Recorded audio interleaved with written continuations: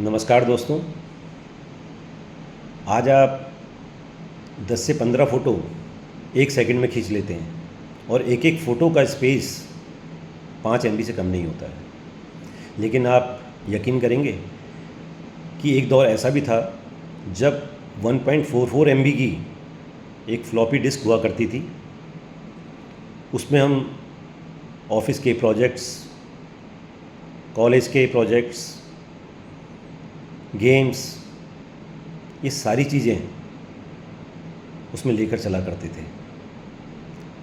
आज की पीढ़ी के लिए भले ही वो एक सेव बटन का आइकॉन हो, लेकिन हमारे लिए किसी तिजोरी से कम नहीं थी।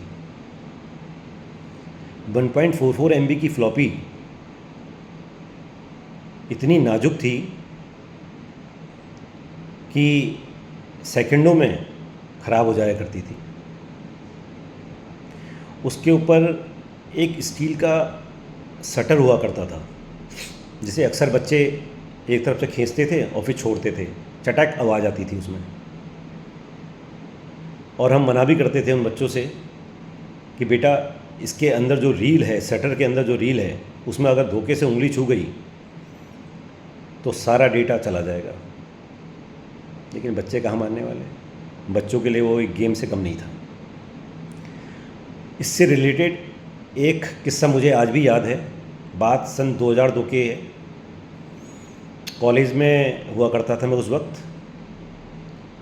कॉलेज का फाइनल प्रोजेक्ट चल रहा था, एक्सटर्नल एग्जामिनर आए हुए थे। CS का एक बच्चा रात भर मेहनत करके, कोडिंग करके उस फ्लॉपी में सेव करके अपना डेटा लेके आया था। अपनी बारी का इंतज़ार कर रहा था। जब उसका नंबर आया, बहुत ही टसन में वो आया, क्योंकि उसने प्रोग्राम अच्छा बनाया हुआ, जाहिर सी बात है, तभी आदमी इतनी टसन में होता है। और अपनी फ्लॉपी उसने मुझे दी, मैंने डिस्क में लगाई।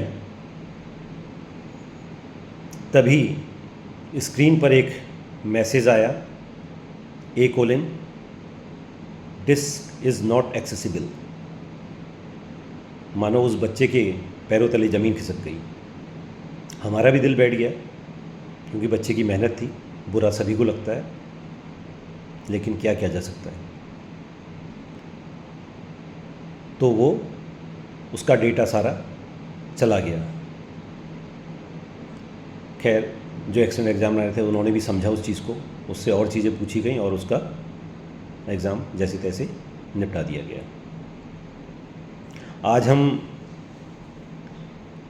GB, TB की बात करते हैं। उस वक्त 1.44 MB में ही सारा डेटा रखना कोई मजाक नहीं था। Word, Excel, PowerPoint, even छोटे छोटे गेम्स हम उसमें रख लिया करते थे। उस वक्त ने हमको कैसे कम संसाधनों में काम किया जाता है वो सिखाया, जिसे रिसोर्स मैनेजमेंट कहते हैं। क्या आपके साथ भी कभी ऐसा हुआ कि आपने फ्लॉपी में अपना इम्पोर्टेंट डेटा रखा हो और ऐन मौके पर वो आपको धोखा दे गया हो, या फिर आपने भी वो शटर वाली शैतानी की हो? कमेंट करके ज़रूर बताइएगा, हमें इंतज़ार रहेगा। और आपको ये वीडियो कैसी लगी ये भी बताइए।